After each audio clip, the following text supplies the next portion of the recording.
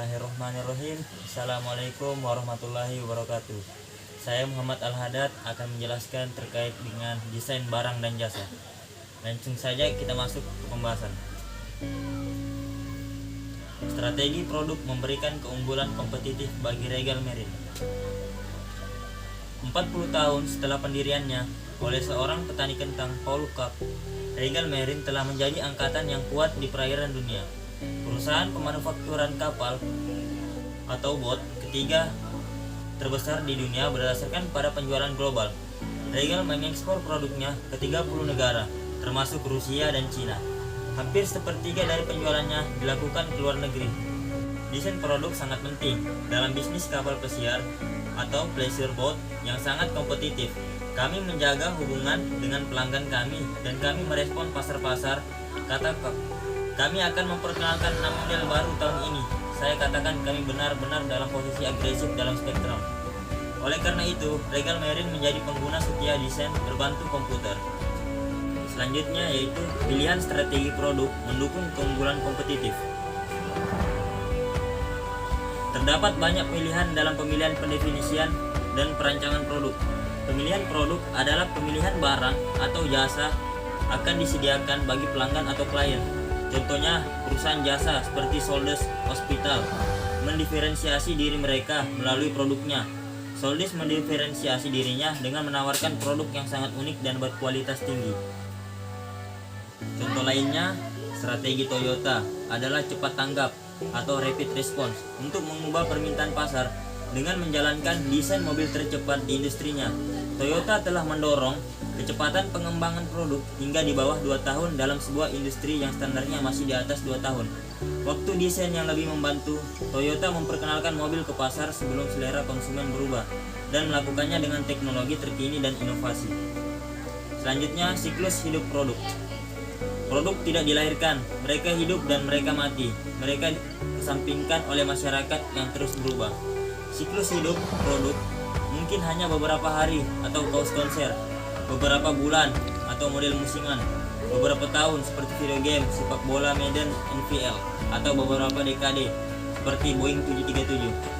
Tugas dari manajer operasi tetap sama, yaitu mendesain sebuah sistem yang membantu pengenalan produk baru dengan sukses. Harap diperhatikan juga bahwasanya sebuah perusahaan mengalami arus kas negatif ketika mereka mengembangkan sebuah produk. Ketika produk itu sukses, kerugian tersebut dapat tertutupi. Akhirnya produk yang sukses dapat meraup keuntungan pada tahap penurunannya. Namun demikian, laba yang diperoleh hanya sekejap. Oleh karena itu, ada kebutuhan konstan atas produk-produk baru. Selanjutnya, siklus hidup dan strategi. Sebagai manajer operasi yang harus siap untuk mengembangkan produk-produk baru, mereka juga harus siap untuk mengembangkan strategi untuk baru dan produk yang telah ada. Pengujian produk secara periodik perlu dilakukan karena strategi berubah seiring dengan bergeraknya produk dalam siklus hidupnya. Selanjutnya, peninjauan beberapa pilihan strategi seiring dengan bergeraknya produk dalam siklus hidupnya. Yang pertama, fase pengenalan. Yang kedua, fase pertumbuhan, yang dimana pada fase ini desain produk telah mulai stabil dan perkiraan kebutuhan kapasitas yang efektif sangat dibutuhkan. Ketiga, fase kematangan. Ketika sebuah produk matang, kompetitor muncul. Dan yang terakhir yaitu fase penurunan. Selanjutnya, apa itu analisis produk berdasarkan nilai? Analisis produk berdasarkan pada nilai atau produk by value mengurutkan produk dalam urutan menurun berdasarkan kontribusi uang masing-masingnya kepada perusahaan. Juga mengurutkan total kontribusi uang tahunan produk tersebut. Yang selanjutnya, penciptaan produk. Pengembangan produk baru yang agresif mensyaratkan perusahaan tersebut untuk membangun struktur internal yang memiliki komunikasi terbuka dengan pelanggan. Budaya pengembangan produk inovatif, R&D yang agresif, kepemimpinan yang kuat, insentif formal, dan pelatihan. Dalam penciptaan produk, sebuah perusahaan dengan menguntungkan dan penuh semangat memusatkan perhatian pada kesempatan seperti berikut. Yang pertama, memahami pelanggan. Yang kedua, perubahan ekonomis. Yang ketiga, perubahan sosiologi dan demografi. Yang keempat, perubahan teknologi. Yang kelima, perubahan politik dan hukum. Dan yang terakhir, perubahan lain yang melahirkan praktik pasar, standar profesional, pemasok, dan distributor. Selanjutnya, pengembangan produk. Pengembangan produk yang optimal tidak hanya bergantung pada dukungan dari bagian lain dari perusahaan, tetapi juga bergantung pada integrasi yang sukses dari 10 keputusan OM, dari desain hingga pemeliharaan produk. Selanjutnya, penyebaran fungsi kualitas. Penyebaran fungsi kualitas atau Quality Function Deployment yang biasa disebut QFD mengacu pada 1. Penentuan apa yang akan memuaskan pelanggan. Kedua, menerjemahkan keinginan pelanggan menjadi target desain. Wawasan dari QFD yaitu QFD menyediakan alat analisis yang memberikan struktur fitur desain dan isu-isu teknis serta menyediakan peringkat kepentingan dan perbandingan kompetitor. Salah satu alat QFD yaitu rumah kualitas atau House of Quality, sebuah teknik grafis untuk mendefinisikan hubungan antara keinginan pelanggan dan produk atau jasa. Hanya dengan mendefinisikan hubungan ini dengan jelas, manajer dapat merancang produk dan proses dengan fitur-fitur yang diinginkan oleh pelanggan. Rangkaian rumah-rumah ini adalah sebuah cara yang efektif untuk mengidentifikasi, mengkomunikasi, dan menyebarkan sumber daya produksi. Dengan cara ini, kita memproduksi kualitas produk, memenuhi permintaan pelanggan, dan memenangkan order. Untuk pembangunan rumah kualitas melewati 7 langkah-langkah dasar, yaitu pertama, mengidentifikasi keinginan pelanggan. Yang kedua, mengidentifikasi bagaimana barang atau jasa akan memuaskan keinginan pelanggan. Yang ketiga, hubungan keinginan pelanggan untuk berapa banyak produk. Yang keempat, mengidentifikasi hubungan antara beberapa perusahaan. Yang kelima, mengembangkan peringkat kepentingan. Yang keenam, mengevaluasi persaingan produk. Yang ketujuh, menentukan atribut teknis yang diinginkan. Selanjutnya, mengorganisasikan pengembangan produk. Pendekatan untuk pengorganisasian pengembangan produk. Yang pertama, pendekatan AS tradisional untuk pengembangan adalah sebuah organisasi dengan departemen-departemen yang berbeda. Yang kedua, pendekatan kedua ini yang terpopuler, yaitu dengan menetapkan manajer produk ke produk pemenang melalui sistem pengembangan produk dan organisasi terkait. Selanjutnya, manufakturabilitas dan perekayasaan nilai.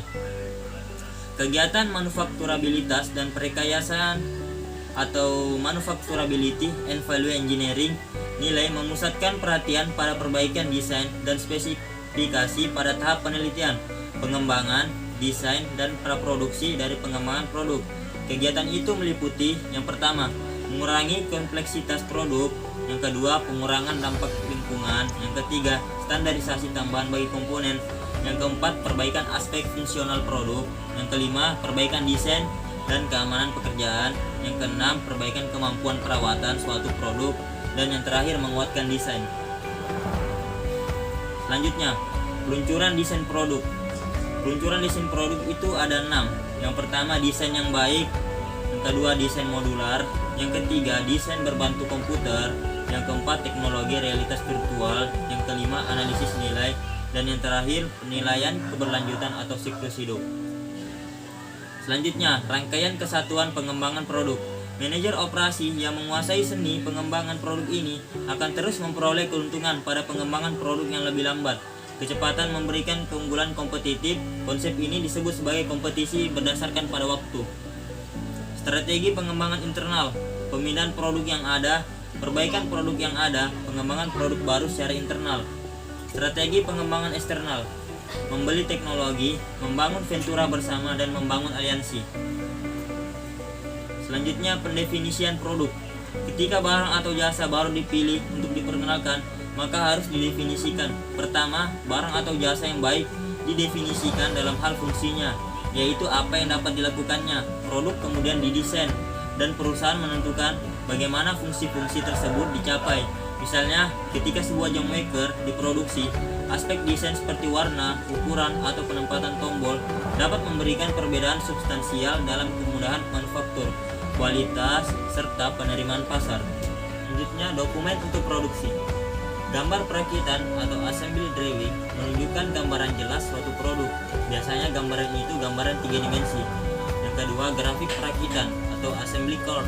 Secara sistematis menunjukkan bagaimana suatu produk dirakit.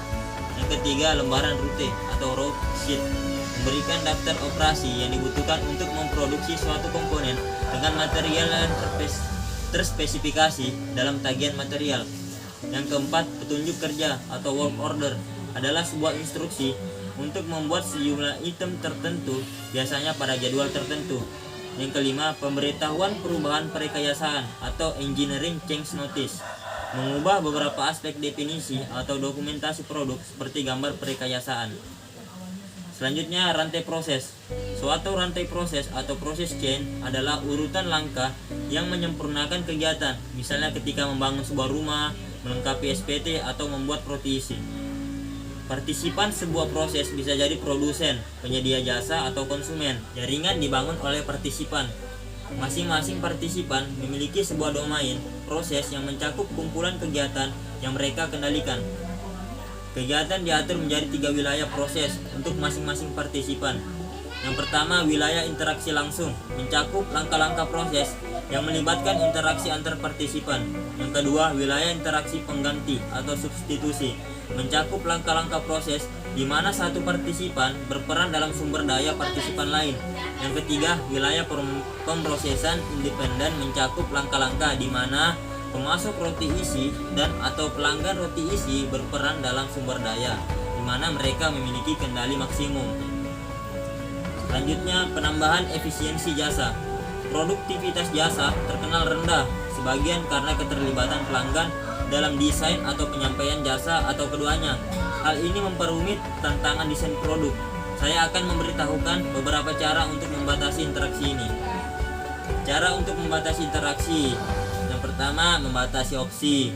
Yang kedua, menunda kostuminasi. Yang ketiga, modularisasi. Yang keempat, otomatisasi. Dan yang terakhir yaitu momen kebenaran. Dokumen untuk jasa. Karena interaksi pelanggan yang tinggi pada sebagian besar jasa, dokumen untuk memindahkan produk ke produksi seringkali berbentuk instruksi pekerjaan atau naskah yang eksplisit. Transisi ke produksi. Akhirnya sebuah produk, baik barang maupun jasa, telah dipilih, didesain, dan didefinisikan. Produk tersebut telah berkembang dari sebuah ID menjadi definisi fungsional dan mungkin kemudian menjadi sebuah desain. Sekarang, manajemen harus membuat keputusan apakah melaksanakan pengembangan dan produksi selanjutnya atau menghentikan ID produksi tersebut. Salah satu seni manajemen yaitu mengetahui kapan akan memindahkan sebuah produk dari pengembangan produk, selalu tertarik untuk membuat perbaikan bagi sebuah produk. Pemindahan ini disebut sebagai transisi ke produksi. Sekian dari presentasi saya, kurang lebihnya mohon dimaafkan. Bila itu